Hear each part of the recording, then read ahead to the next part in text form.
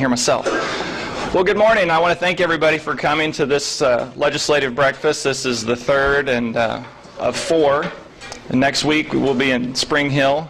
Not me, but the legislators will be in Spring Hill next week. But I wanted to thank everybody for coming. I wanted to recognize just in mass some of the county officials and local officials that we have. So just if you're with the county, would you please stand up so we can recognize you, and thank you for being here. Thank you very much. And then I know we have some city, if I remember right. All right, no. And I know we have some school board members here, so if you're with the school, would you please stand up? If you're with the school. If you don't want to be with the school, that's okay too. Go on. Well, thank you all for being here. And if I would just kind of get us started, I'd like to start with the Pledge of Allegiance, if you would. And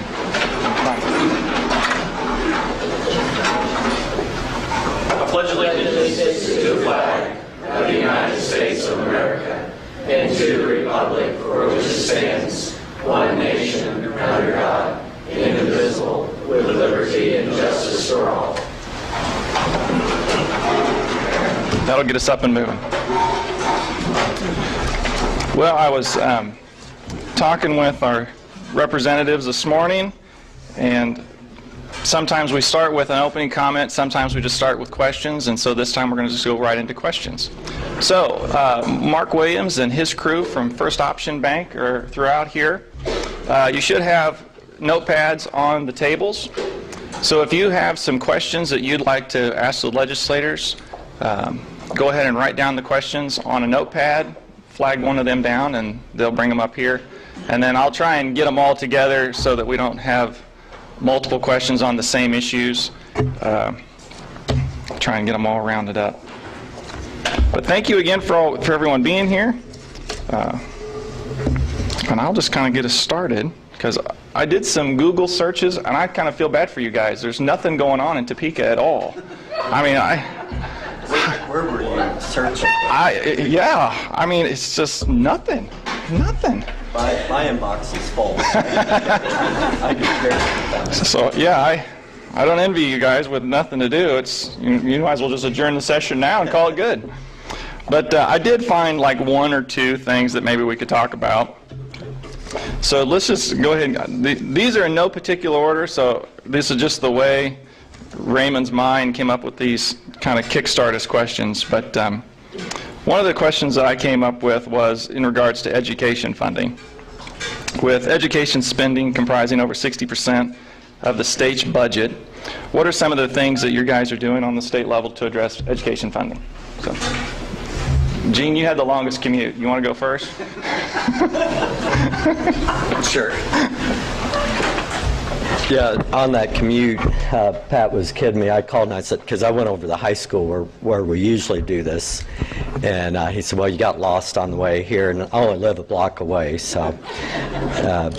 Well, education funding, we had a 2-year budget, and but education funding, the governor's requested that we fund all-day kindergarten in the House. We put that into a special committee just to review how that would work and what makes sense. And of course, everybody, and we're in the process of doing that. We are having hearings in the House and Senate, I believe, on education funding. And we're in the middle of that. We've already passed, I think, in the House and the Senate, you passed your version of the corrections budget, or you haven't done, you were going to do yours, but haven't done it yet. So the corrections budget is a budget that we have to get done, and other components, but right now education funding, we're still in the process of working on education funding.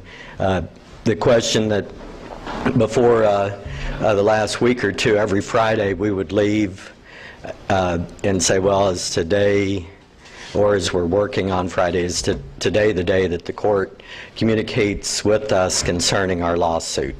And we have no way of knowing what the court's going to tell us.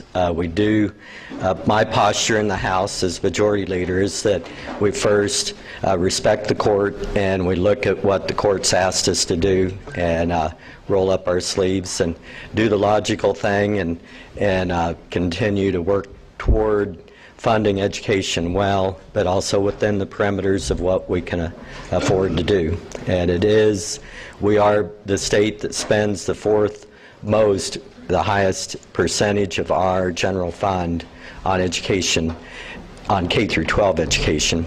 And with that, we need to look at a formula. As we take this all apart, if we do, we need to look at how the formula works. It doesn't work very well for school districts like Louisburg. And I would love to get to work and look at how that formula works and fix it to where it works better for us. But anyway, kind of a long answer, but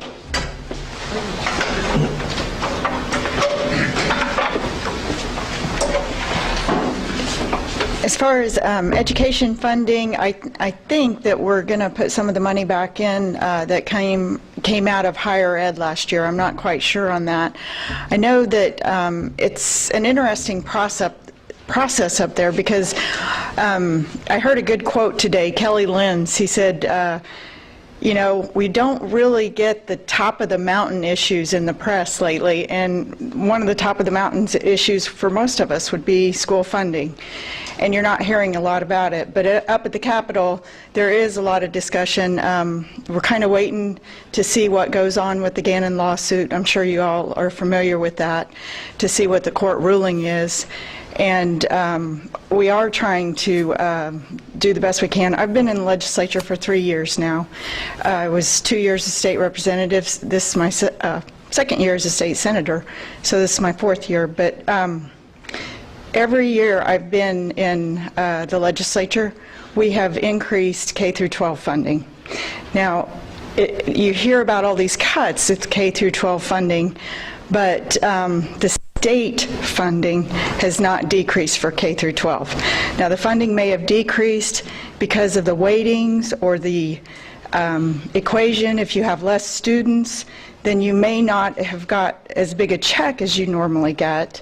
And the federal funding did decrease, and local funding, that's always an impact. So the state-based aid has decreased some, but it has not decreased since I've been up there.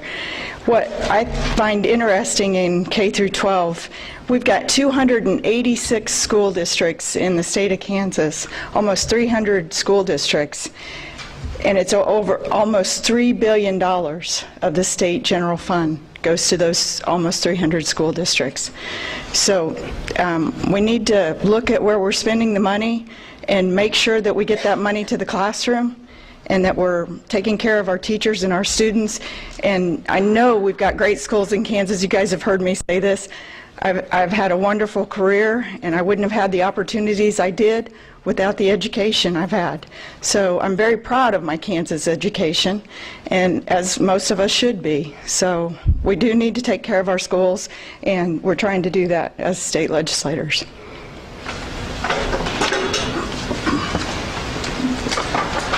Well, good morning, and thank you for coming out this morning. My name is Pat Apple. I represent the 37th District, Louisburg, Paola, Spring Hill, Stillwell, Gardner, Edgerton. I go up in the Overland Park area a ways as well.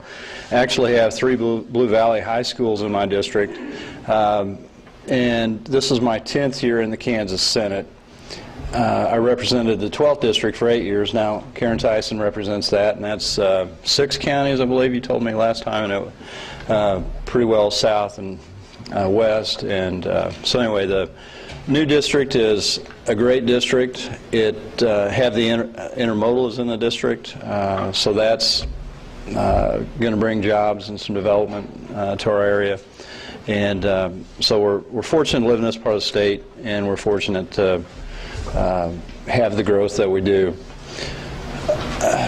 Education is an issue every year. It's kind of at the forefront this year with the court case that we're expecting a court decision from the Supreme Court at any time. The thinking now is that they're not going to release their court decision until their budget is passed. There's a judicial budget out there, so my guess would be that if it's not out by now, probably when the budget comes out and passed, then the decision will come down. Like Caryn said, we continue to do the best that we can for K-12 education and regents across the state. We spend a high percentage of our budget on those items. If you take a class of 20 children, we're looking at about $250,000 as total spending for local, state, and federal. If you have 25 kids in there, you're looking at about $300,000 per classroom. There's a lot of pressures on those dollars, and Jene talked about the formula.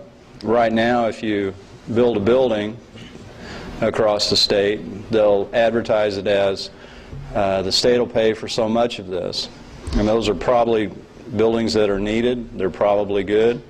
But the way we have the formula set up is that money comes out first, and what's left goes to instructional dollars and the other things that I would consider teaching as more important than the buildings that they're in. We still need good buildings, don't get me wrong, but I think our emphasis should be on instruction, not on bricks and mortar. Right now we've got it backwards. So we have this issue that's going to be a big issue when the court decision comes down, and we'll just have to see where that goes.